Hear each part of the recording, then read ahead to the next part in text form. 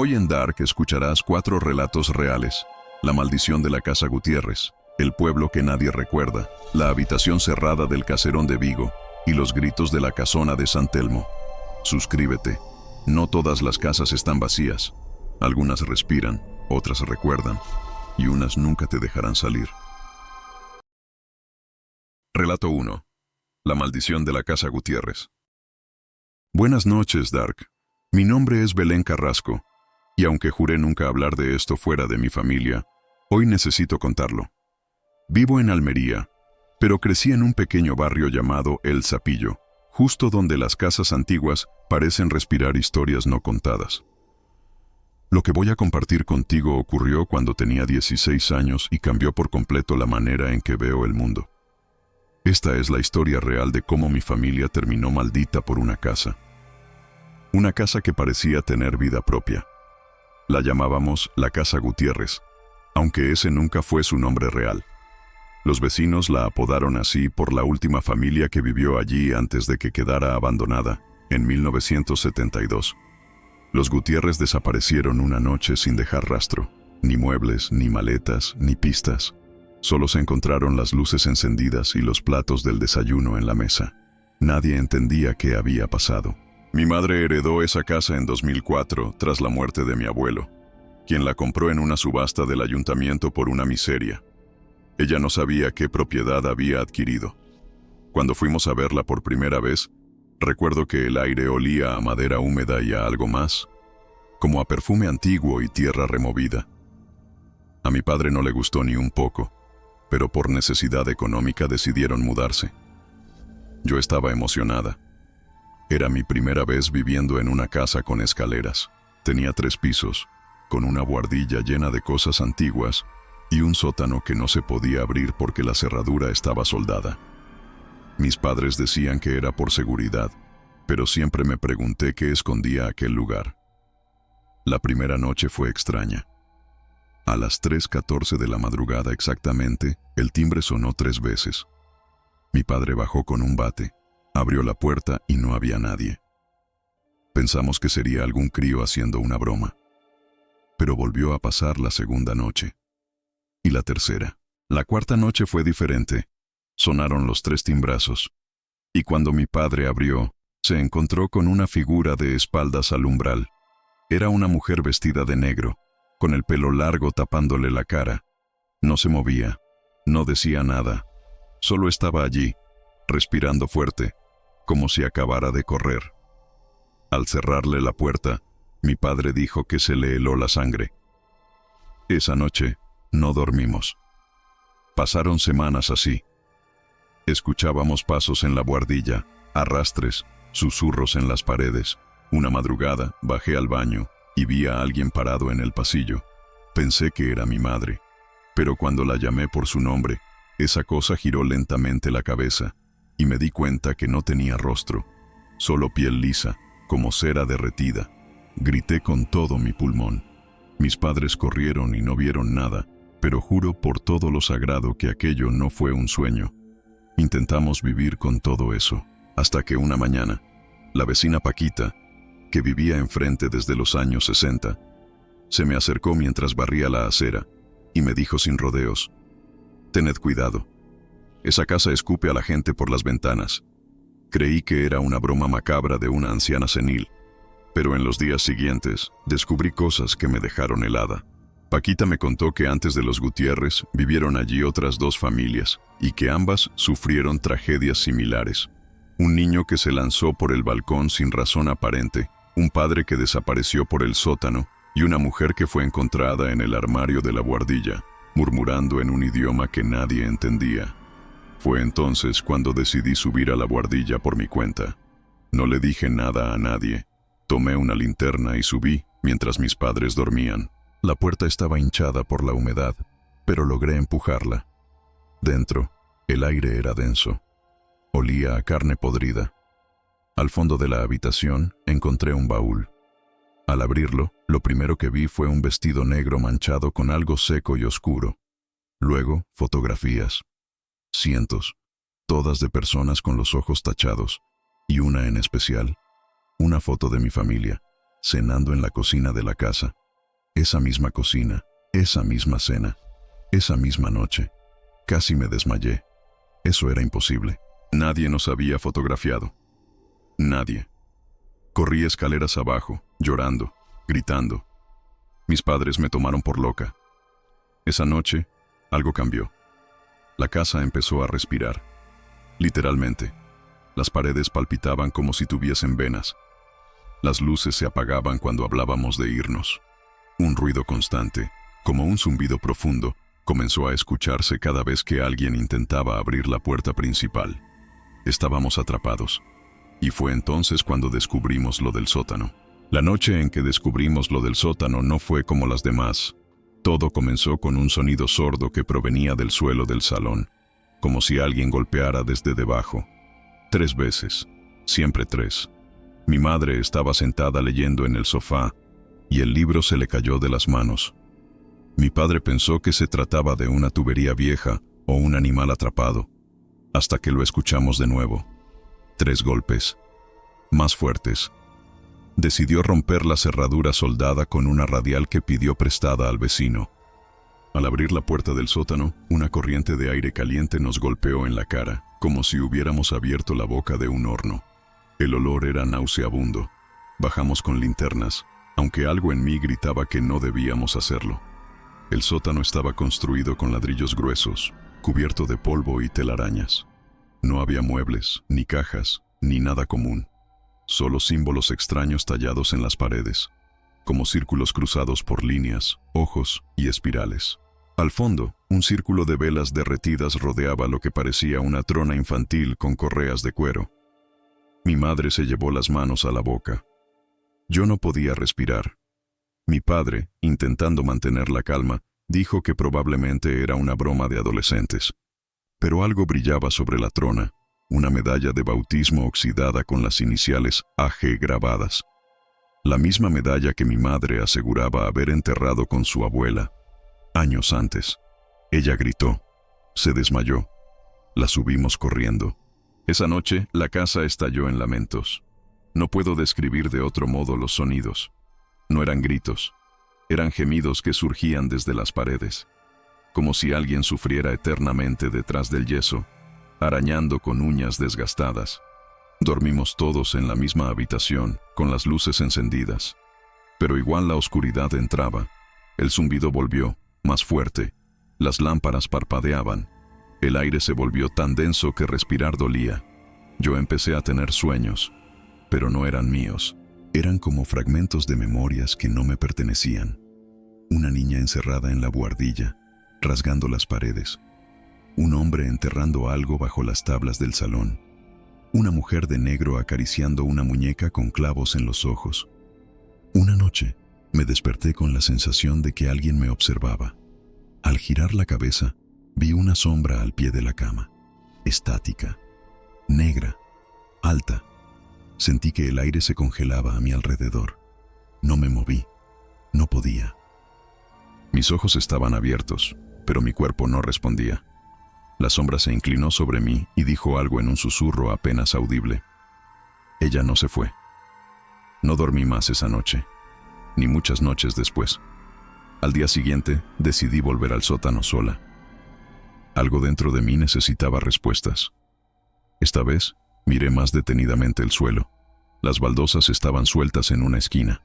Con esfuerzo, levanté una, luego otra, y allí encontré algo que cambió todo.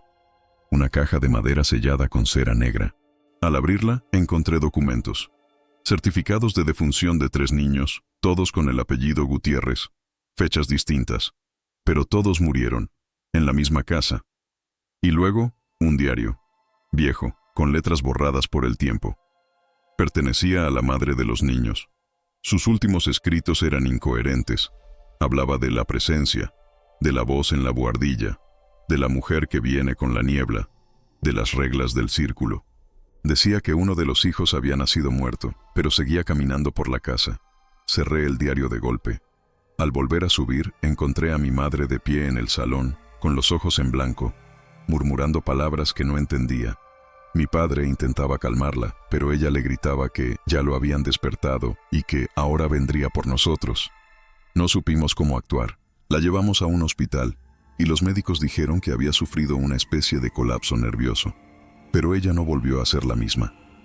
Se volvió distante. Sus ojos miraban siempre hacia una esquina de la casa, como si alguien estuviera allí. Intentamos irnos. Una semana después, mi padre consiguió una mudanza. Pero la noche antes de partir, se escucharon pasos en el techo, luego en las escaleras, luego en el pasillo, y luego la puerta de mi habitación se abrió sola, y allí estaba ella, la mujer de negro. Otra vez, pero esta vez habló. ¿Por qué estás aquí?, le pregunté con la voz quebrada. La mujer de negro inclinó la cabeza, como si no entendiera la pregunta. Su rostro seguía cubierto por el cabello, pero esta vez algo se asomaba entre los mechones, unos ojos apagados, como de muñeca rota. Y cuando abrió la boca para hablar, no salió una voz humana, sino un eco, como si hablara desde el fondo de un túnel. Porque no me fui, porque ustedes me llamaron. Quise correr, gritar, cerrar los ojos. Pero mi cuerpo seguía inmóvil, como en los sueños. La figura se acercó, lentamente, hasta que su rostro quedó a pocos centímetros del mío. Un olor penetrante a tierra húmeda y metal me invadió las fosas nasales. Me susurró al oído algo que me heló la sangre. Tu madre sabe quién soy. Ella me entregó y desapareció. Grité tan fuerte que rompí la parálisis. Mis padres corrieron a mi cuarto. Les conté todo. Mi madre cayó de rodillas y empezó a llorar como si hubiese perdido algo muy profundo.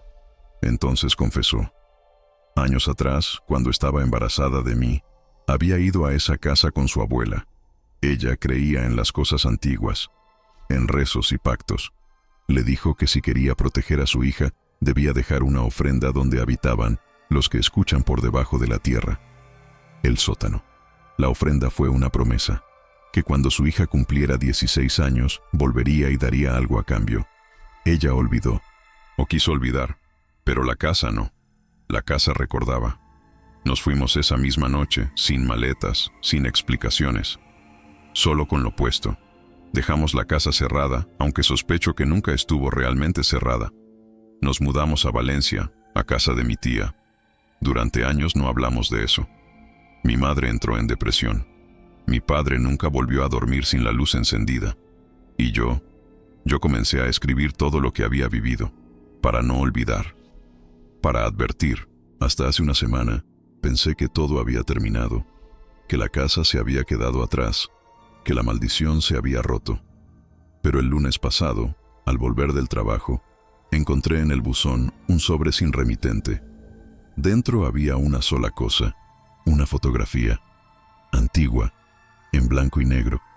Mostraba la cocina de la casa Gutiérrez, la misma cocina, la misma mesa, y 4 personas cenando, mi madre, mi padre, yo, y al fondo, junto a la nevera, la figura de la mujer de negro, mirándonos.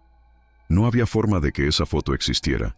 Desde entonces, los timbrazos han vuelto, siempre a las 3:14. Sé que la casa no necesita paredes para alcanzarnos. La maldición no estaba en el lugar, estaba en la promesa, y esa promesa sigue viva. Si escuchas pasos en tu pasillo esta noche, no los ignores, no cierres los ojos, porque hay cosas que no olvidan, cosas que esperan, y lo peor de todo, es que ahora soy yo quien escucha voces bajo el suelo. Algunas casas se construyen con ladrillos, otras con secretos, pero hay casas que se construyen con dolor.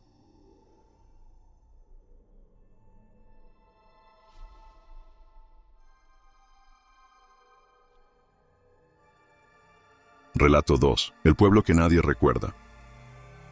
Buenas noches, Dark. Mi nombre es Marcos Duarte, y soy guía de senderismo en la región de Zamora, cerca de la frontera con Portugal.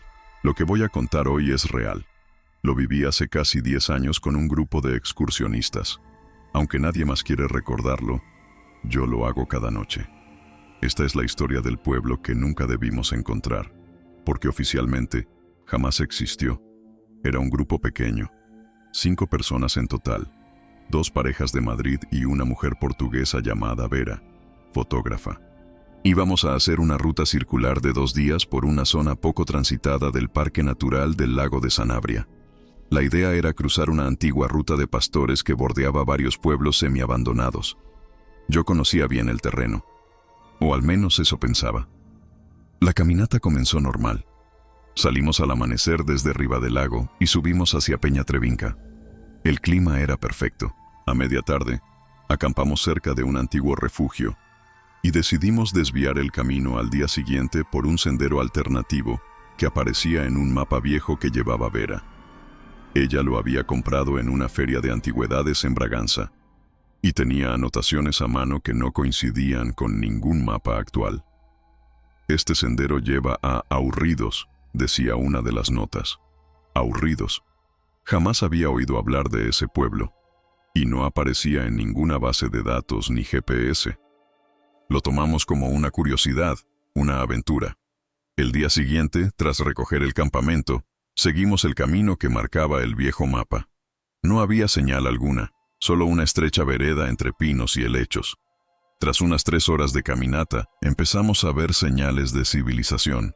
Muros de piedra cubiertos por la vegetación, un pozo abandonado y finalmente, casas. Casas de piedra oscura, con tejados hundidos y ventanas sin cristales, pero intactas, como si el tiempo allí se hubiese detenido hace un siglo. No había caminos de tierra ni cables eléctricos, ni ruidos de pájaros o insectos. Solo un silencio antinatural, ni viento, ni hojas moviéndose, nada. ¿Es esto Aurridos?, preguntó uno de los chicos, Ignacio. Parece más bien un decorado, respondí, pero por dentro algo me decía que no debíamos estar allí. Vera sacó su cámara y comenzó a fotografiar todo. Mientras tanto, los demás exploraban. Yo avancé hacia el centro del pueblo, donde se alzaba una pequeña capilla sin cruz, con una campana oxidada colgando de un campanario medio caído. Empujé la puerta, que crujió con un sonido áspero, seco. Dentro, el aire era espeso. No olía a humedad ni a abandono, sino a cera derretida y madera quemada. En el altar, en vez de una imagen religiosa, había un círculo de piedras con restos de velas negras y un símbolo tallado en el suelo, un espiral rodeado de 9 marcas. Nunca había visto algo así. «Marcos», gritó Vera desde afuera. Salí corriendo. Estaba pálida, con la cámara en mano. «Acabo de ver a alguien, dentro de aquella casa». Nos acercamos al edificio señalado, una casa de 2 pisos, con un pequeño balcón. Subimos con cuidado. La puerta estaba entreabierta. Dentro no había más que muebles antiguos cubiertos de polvo. Y en una de las paredes, una foto clavada con un cuchillo. Era una foto del grupo, nosotros 5. Pero estaba rota por la mitad, y tenía manchas de algo oscuro. La imagen no podía existir. Nadie nos había fotografiado. No así. Ignacio, que se había adelantado, comenzó a gritar desde el 2.º piso. Lo encontramos encogido contra la pared, señalando hacia una habitación oscura. Dijo que había visto a alguien con un rostro completamente blanco, sin ojos ni boca, que desapareció cuando intentó hablarle. Decidimos salir del pueblo, pero el camino no estaba. No había sendero. No había señales. Solo árboles, en todas direcciones. Intentamos usar la brújula y el GPS, pero ambos fallaban. El mapa antiguo mostraba que debíamos girar al sur, pero el sol ya no parecía estar donde debía. Era como si el cielo también hubiera cambiado. Pasamos horas buscando el camino de regreso. Rodeamos el pueblo, subimos pequeñas lomas, gritamos pidiendo ayuda. Nada. El sol comenzó a bajar, y con él, la temperatura. Al regresar al centro del pueblo, notamos algo que no estaba antes. Una figura parada en la entrada de la capilla. Alta, vestida con un hábito gris oscuro. No se movía, no tenía rostro. Vera intentó fotografiarla, pero la cámara se apagó. Y entonces se escuchó por primera vez una campana, una sola campanada, luego otra, y otra más. 3 en total. El sonido más antiguo, más profundo que jamás he escuchado, como si viniera desde el fondo de la tierra. Y con ese sonido, el silencio se rompió, para dar paso a los susurros. Los árboles comenzaron a hablar. Los susurros no eran claros al principio. Era como un murmullo lejano, apenas audible, como si las hojas de los árboles repitieran palabras olvidadas. Pero a medida que avanzaba la noche, los sonidos se intensificaron. Ya no venían solo del bosque. Venían de entre las casas, de las paredes, de debajo de la tierra. Encendimos linternas, pero la niebla comenzó a cubrirlo todo. Una neblina densa, espesa, imposible de ver más allá de unos pocos metros. Cada paso resonaba con un eco que no correspondía al espacio. Era como caminar dentro de una caja vacía. Decidimos refugiarnos en una casa que parecía más sólida que las demás. Tenía muebles cubiertos, una chimenea que aún conservaba restos de leña y una pequeña lámpara de gas que aún funcionaba. Nos acurrucamos allí, 5 adultos aterrados, esperando que amaneciera para intentar encontrar una salida. Ignacio no dejaba de mirar por la ventana. Decía que alguien estaba caminando en círculos alrededor de la casa. Vera revisaba las fotos en su cámara, pero todas estaban distorsionadas. Caras borrosas, formas estiradas, sombras que no estaban allí al momento de disparar. Una de ellas mostraba claramente una figura al fondo del pueblo. Una figura que parecía mirar directamente a la cámara, con una mano levantada. A medianoche, escuchamos la campana otra vez. 3 campanadas, exactamente como antes. Y luego, el silencio absoluto. Después, comenzaron los pasos en el techo. Golpes suaves, lentos, como si alguien caminara descalzo sobre las tejas. Nadie se atrevía a moverse. Vera encendió su grabadora de audio. Quería registrar lo que estaba ocurriendo, pero en cuanto la encendió, un chillido agudo nos reventó los oídos y el aparato se rompió en su mano. Las paredes comenzaron a crujir. Las puertas se abrían y cerraban solas. La temperatura bajó tanto que podíamos ver nuestro aliento. Ignacio empezó a temblar, no de frío, sino de pánico. Decía que oía voces llamándolo por su nombre, desde el piso de arriba. Yo trataba de mantener la calma. Era el guía. Era mi responsabilidad sacarlos de allí. Pero incluso yo comencé a sentir que la casa respiraba. Cada crujido, cada gemido de la madera sonaba como el lamento de algo vivo y hambriento. Entonces desapareció la luz. Todo quedó en tinieblas. Solo nuestras respiraciones agitadas llenaban el aire. Vera encendió una vela que había encontrado. La llama parpadeaba nerviosa, como si temiera quedarse en ese lugar con nosotros. La colocamos en el suelo, y allí, en la sombra que proyectaba en la pared, vimos una figura que no pertenecía a nadie del grupo. Una silueta humana, de espaldas, con los brazos colgando, inmóvil. Giramos lentamente hacia la esquina de la habitación. Nada, no había nadie allí. Pero la sombra seguía, moviéndose, aunque no había movimiento. Fue entonces cuando alguien tocó la puerta. 3 golpes, pausados, fuertes, definitivos. Ignacio gritó que no la abriéramos. Yo no pensaba hacerlo. Pero la puerta se abrió sola. No había nadie al otro lado, solo la niebla. Pero algo se deslizaba por el suelo. Una cuerda, trenzada, que terminaba en un nudo corredizo. Una soga de ahorcado. Nadie se atrevió a tocarla. Cerramos la puerta, clavamos muebles contra ella y pasamos lo que quedaba de la noche abrazados, en silencio. A las 5 de la madrugada, como si alguien apagara un interruptor, la niebla comenzó a despejarse. Salimos al exterior con la luz del alba y por fin el bosque parecía más normal. Los árboles tenían hojas, el sol estaba en su sitio. Caminamos durante horas, siguiendo el ruido de un río. Finalmente, dimos con una carretera rural. Un coche de mantenimiento forestal nos recogió. El conductor era un hombre mayor. Al contarle lo sucedido y nombrar el pueblo, frunció el ceño. ¿Aburridos?, dijo. Ese nombre lo escuché de niño.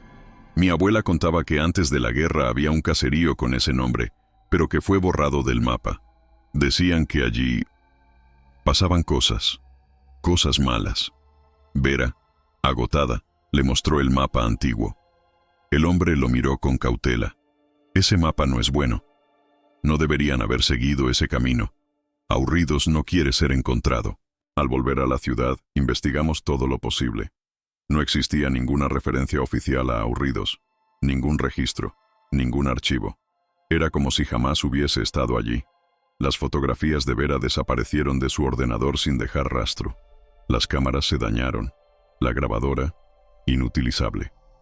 Los demás prefirieron olvidar. Yo no. Algo dentro de mí cambió ese día. Y entonces, hace solo un mes, mientras revisaba un cajón antiguo de mi abuelo, encontré un cuaderno. En él había notas de caminatas, dibujos de rutas y un croquis a mano con un nombre en el centro: Aurridos. Mi abuelo había estado allí, décadas atrás, y en la última hoja del cuaderno, escrita con letra temblorosa, solo una frase: una vez entras, algo de ti nunca vuelve. Intenté olvidar, de verdad lo intenté, pero Aurridos se me metió en la sangre, como un veneno lento. Soñaba con la niebla, con las casas de piedra, con la campana invisible que sonaba siempre en 3 golpes, y, sobre todo, soñaba con las sombras, esas que no proyecta la luz. Tras encontrar el cuaderno de mi abuelo, supe que debía buscar más respuestas. Pasé semanas investigando archivos antiguos, bibliotecas rurales, registros parroquiales. Todo lo relacionado con Aurridos estaba tachado, perdido o alterado. Era como si algo o alguien se hubiera encargado de borrar su existencia. Encontré un único testimonio real en una carta de 1929, conservada en un archivo eclesiástico en Salamanca. Decía: queman los libros, ocultan los nombres, pero los muros aún cantan por las noches. Nadie entra en Aurridos y sale completo, porque el pueblo recuerda y el pueblo reclama. Era la prueba de que no estábamos locos, que ese lugar existía, pero lo más aterrador vino después. Una noche, cerca de las 3, desperté con la sensación de que había alguien en mi casa.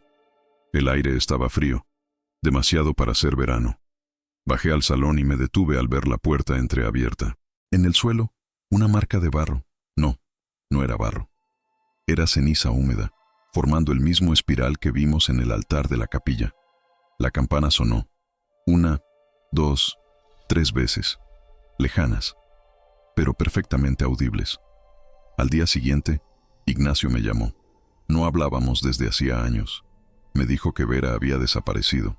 Había ido a fotografiar ruinas al norte de Portugal y nunca volvió. Solo encontraron su mochila, y dentro de ella, una nota escrita con su letra. Lo he visto otra vez. Me llamó por mi nombre, me dijo que ya era hora. Ignacio me pidió que no investigara más, que lo dejara así, pero ya era tarde. Una vez entras en Aurridos, una parte de ti se queda allí, y otra empieza a llevarlo contigo. Hace una semana guié a un grupo pequeño por una ruta diferente, una caminata sencilla por la Sierra de la Culebra. Una de las nuevas excursionistas, una mujer alemana, me mostró su mapa antiguo que había comprado en un mercado en Berlín. Y allí, entre las anotaciones en lápiz, volví a ver el nombre: Aurridos. Le pregunté dónde lo había conseguido. Me dijo que el vendedor le dijo una frase que no entendió del todo: el lugar que nadie recuerda, pero que nunca te olvida. Tomé el mapa y lo quemé esa misma noche. Pero la marca del espiral apareció al día siguiente en mi antebrazo, como una quemadura leve. Y ahora, cada vez que cierro los ojos, escucho la campana. 3 veces. Siempre 3. Sé que no soy el único. Algunos de los que han entrado allí aún caminan entre nosotros, aunque ya no son los mismos. Hay quienes siguen hablando en sueños, otros que no recuerdan que alguna vez fueron guías, fotógrafos, turistas. El pueblo se oculta en los mapas, pero no en la memoria, porque Aurridos no se deja encontrar. Él te encuentra a ti, cuando menos lo esperas, cuando crees que ya lo has olvidado, cuando estás a punto de cruzar ese umbral invisible entre la realidad y lo otro.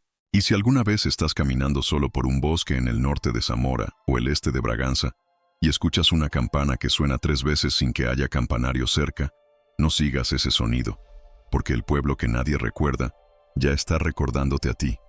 Aurridos no necesita mapas, solo necesita tu sombra.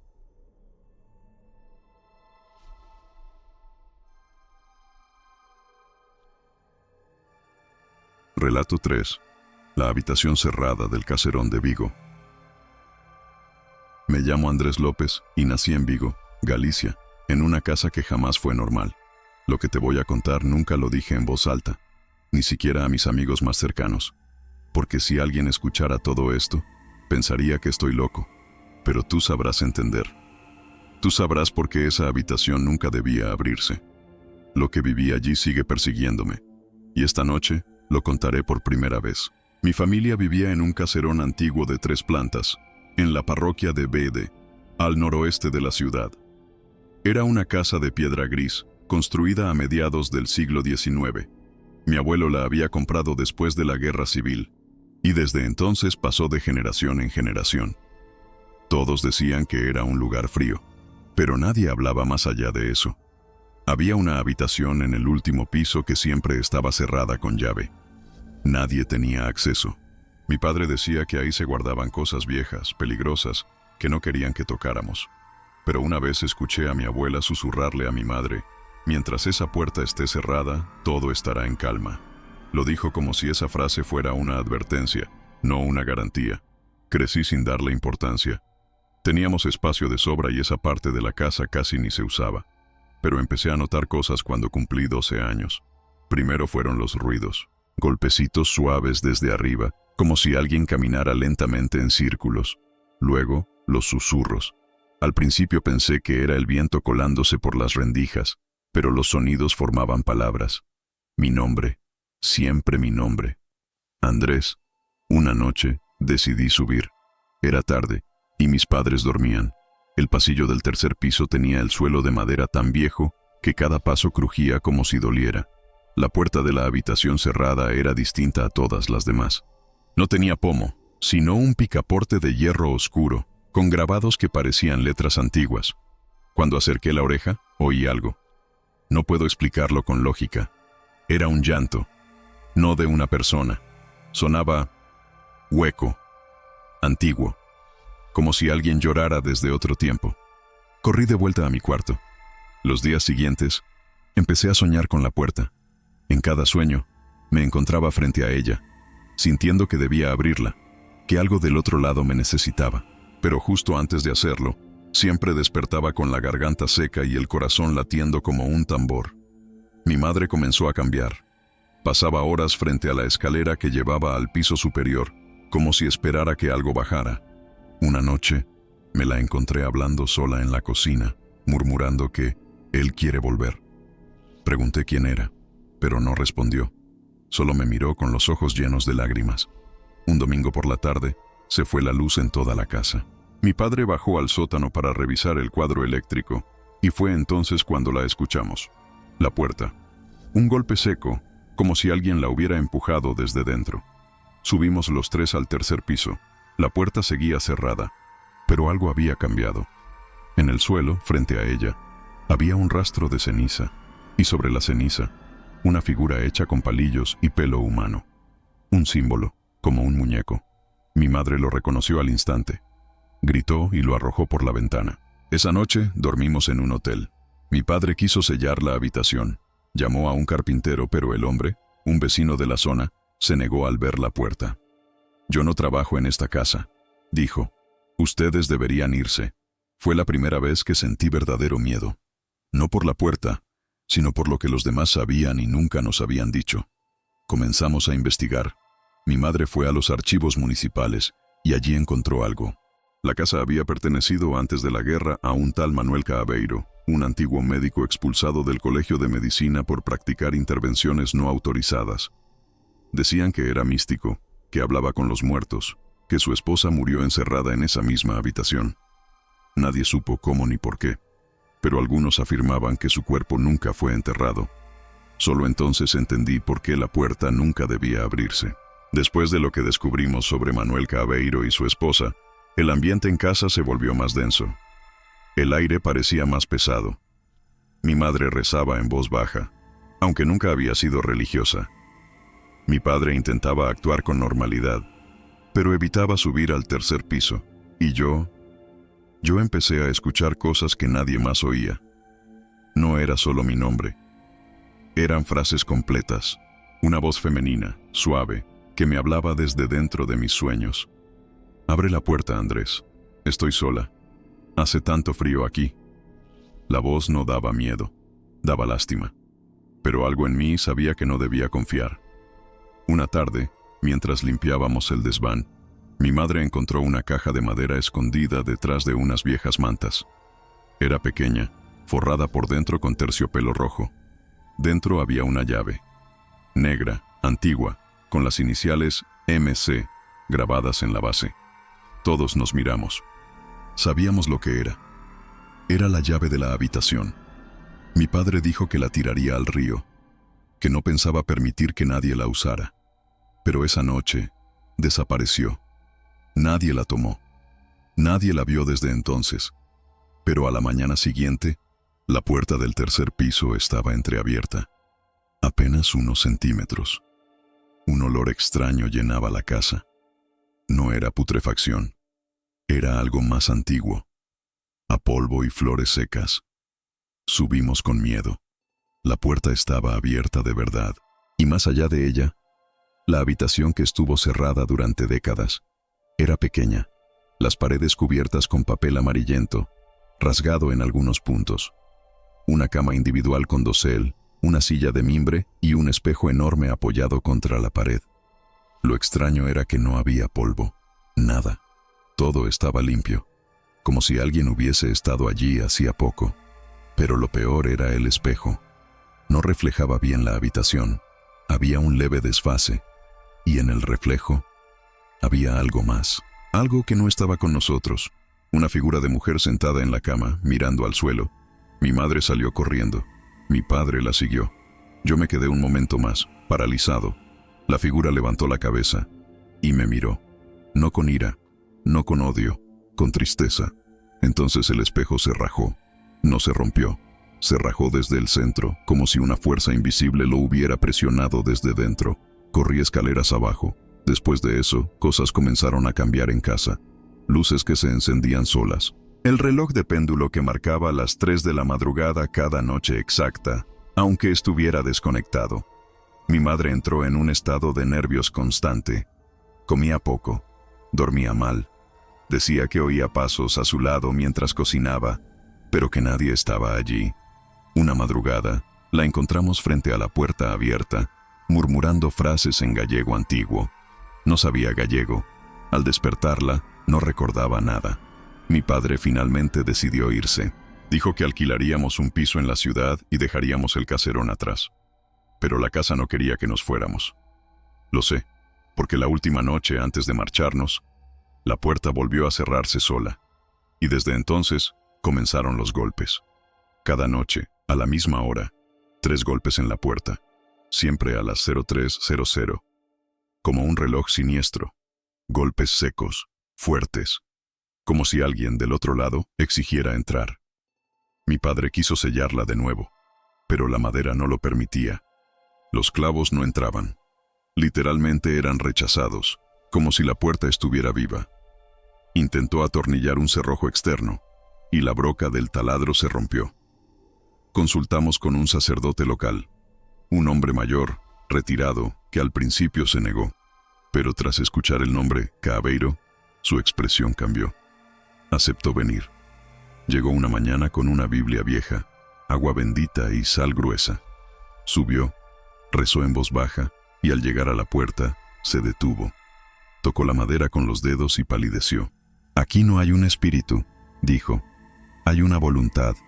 Esta habitación fue convertida en un recipiente, y si la han abierto, ya no se puede cerrar del todo».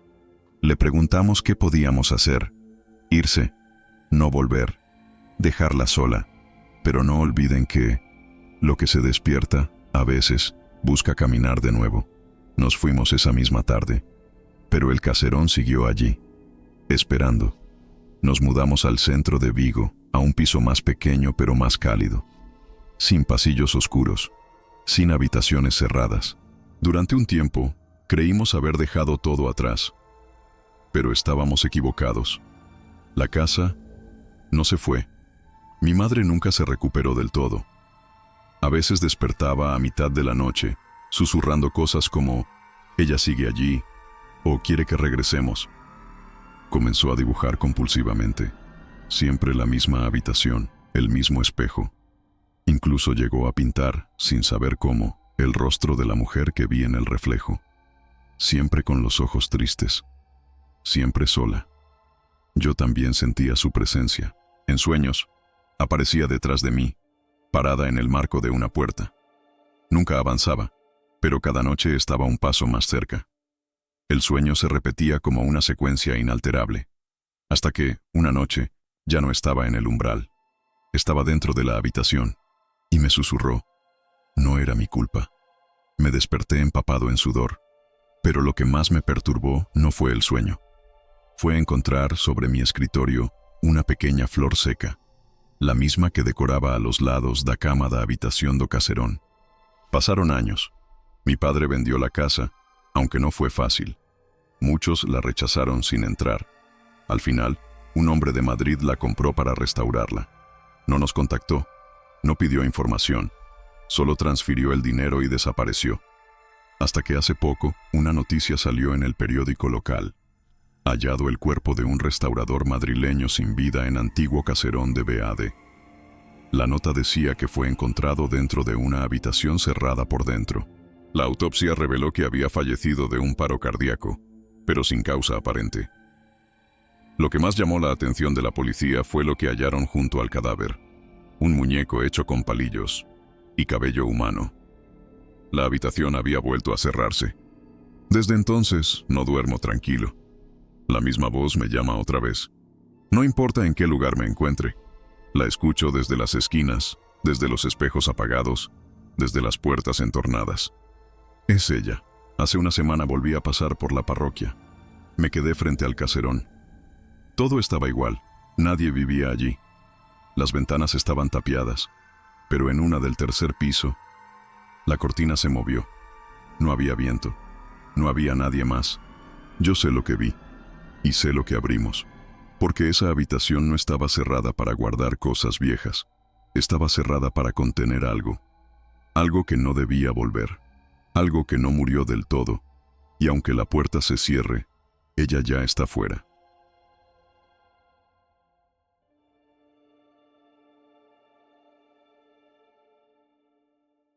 Relato 4. Los gritos de la casona de San Telmo. Me llamo Julián Herrera, y durante más de 20 años trabajé como vigilante nocturno en la zona histórica de Sevilla. He visto cosas que podrían llenar 100 relatos, pero hay una que nunca conté, una que me acompaña cada noche desde hace más de una década. Esta noche voy a hablar por primera vez de los gritos, los que nadie quería oír, pero que yo escuché cada madrugada en la casona de San Telmo.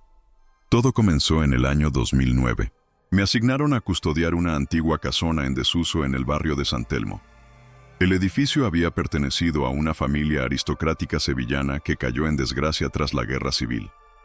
Desde los años 70 estaba abandonado, y aunque en los 90 fue brevemente utilizado como centro cultural, volvió a cerrar sus puertas al poco tiempo. La propiedad era inmensa, 3 plantas, patios interiores, una azotea, sótano y una pequeña capilla privada. Las paredes mostraban grietas profundas y el yeso caía en algunos sectores, pero la estructura seguía en pie como un esqueleto viejo y terco. Lo extraño era el ambiente. Incluso de día, la casa parecía no querer ser habitada. Los guardias del turno diurno se negaban a entrar solos. Se hablaba de ecos, sombras, pasos donde no debía haber nadie. Ahí arriba camina alguien, me dijo un compañero la primera semana. Pero cuando subes no hay nadie. La primera semana no pasó nada. Mis rondas eran largas pero tranquilas. Comenzaban a las 10 de la noche y terminaban a las 6 de la mañana. Caminaba con mi linterna, revisaba puertas, ventanas, anotaba todo en mi cuaderno y volvía al puesto de control. A veces ponía la radio para tener algo de compañía. Todo parecía bajo control, hasta la 9ª noche. A las 02:17 exactas, escuché un grito. Fuerte, desgarrador, femenino. Provenía del ala norte del 2º piso. Me levanté de un salto. Creí que alguien había entrado. Subí corriendo con la linterna. Revisé habitación por habitación. No había nadie. Todo en su lugar. Ni puertas forzadas, ni ventanas rotas. Volví al control. Traté de convencerme de que fue un gato. Un eco extraño de la calle. alguna interferencia. Pero al día siguiente, a la misma hora, volvió a pasar. El mismo grito. Esta vez, fue seguido por un golpe seco, como si alguien hubiera estrellado una silla contra la pared. Subí de nuevo, con más cautela. Esta vez, el pasillo se sentía distinto. El aire estaba frío, no como una brisa, no, frío denso, sin movimiento, como entrar a una tumba. Al final del pasillo, vi que una de las puertas estaba entreabierta. La empujé con cuidado. Dentro, el cuarto parecía intacto, vacío, polvo en las esquinas, una ventana cerrada, pero algo en el suelo llamó mi atención. Un vestido, de mujer, antiguo, blanco, con manchas oscuras como sangre seca. El tejido era fino, frágil, y al tocarlo, estaba helado. Lo llevé al puesto de control para dejar constancia en el informe. Me alejé apenas unos minutos. Cuando regresé, el vestido ya no estaba. A partir de esa noche, los gritos se volvieron regulares, siempre a la misma hora, cada vez más intensos, a veces acompañados de pasos rápidos, otras de golpes, sollozos o portazos lejanos. Empecé a pensar que no era el primero en vivir aquello. Revisé los informes antiguos de la empresa de seguridad. Encontré que 7 vigilantes anteriores habían pedido traslado tras breves periodos allí. Uno de ellos, Manuel M., escribió una nota antes de irse. En la capilla hay una mujer de rodillas. Reza, pero no mueve los labios. Y cuando te acercas, grita. Decidí entrar en esa capilla. Lo hice solo, sin linterna. Solo la luz tenue de la luna filtrándose por los vitrales sucios. El aire dentro era más pesado, y el olor, a cera vieja, humedad y algo más. Un leve aroma metálico. Me acerqué al altar. Fue entonces cuando lo vi. En el suelo, marcas. No eran recientes, pero tampoco antiguas. Rastros secos, como si algo, alguien, hubiese sido arrastrado. Sentí un suspiro detrás de mí. Me giré de golpe. Y en el reflejo del cristal de la puerta, vi un rostro. Pálido, ojos muy abiertos, boca desencajada, congelada en un grito. Una mujer que no estaba allí, pero sí estaba, porque cuando me giré de nuevo, no había nadie. El cristal, sin embargo, seguía empañado, como si algo acabara de respirar detrás de mí. Después de lo ocurrido en la capilla, debí haber renunciado. Lo sé, pero no lo hice. Algo en mí, no sé si curiosidad, atracción o simple locura, me empujaba a quedarme, a seguir escuchando, a seguir buscando. Los gritos no cesaron, todo lo contrario. A partir de esa noche empezaron a cambiar. Ya no era solo una voz, eran varias. Una mujer que lloraba en el tercer piso, una respiración entrecortada que se escuchaba en el pasillo, un murmullo que repetía oraciones sin sentido, como letanías rotas. Incluso una vez oí una risa, infantil, lenta, vacía, y en esa ocasión sentí miedo de verdad. Decidí buscar información fuera del archivo de la empresa. Fui al Archivo Histórico Provincial. Allí, entre legajos y documentos antiguos, encontré un expediente judicial de 1898. Se mencionaba a la familia Valverde del Río, los antiguos dueños del caserón. Gente influyente, poderosa, hasta que su nombre desapareció repentinamente de los registros oficiales tras un escándalo interno. Había una declaración firmada por un criado de la familia. En ella, relataba que la hija menor, Catalina Valverde, había desaparecido dentro de la casa. No se fugó, no fue raptada, desapareció sin dejar rastro, desde su habitación. Lo extraño era que el padre se negó a declarar su muerte. Los vecinos afirmaban haberla escuchado gritar por una ventana del tercer piso días después de que se la diera por desaparecida. Gritaba que la dejaran salir, que no podía respirar, que alguien la había encerrado. Pero cuando forzaron la puerta de su cuarto, no había nadie. El cuerpo nunca apareció, y desde entonces se hablaba de maldición. Catalina. Ese nombre no volvió a salir de mi cabeza. Esa noche, a las 2:17, cuando volvió el grito, respondí sin pensarlo. Catalina. Silencio. Por primera vez en semanas, el grito no se repitió. El aire se quedó suspendido. Era como si toda la casa se hubiese quedado expectante. Las luces parpadearon. El sistema eléctrico falló. Todo quedó a oscuras. El silencio era tan denso que dolía en los oídos. Y entonces, la radio portátil que siempre llevaba en el puesto de control, que estaba apagada, se encendió sola. Un zumbido y después una voz femenina, apagada, suave, como salida de una cinta vieja. «Estoy aquí». Mi piel se heló. Subí al tercer piso. No sé por qué. No sé qué esperaba.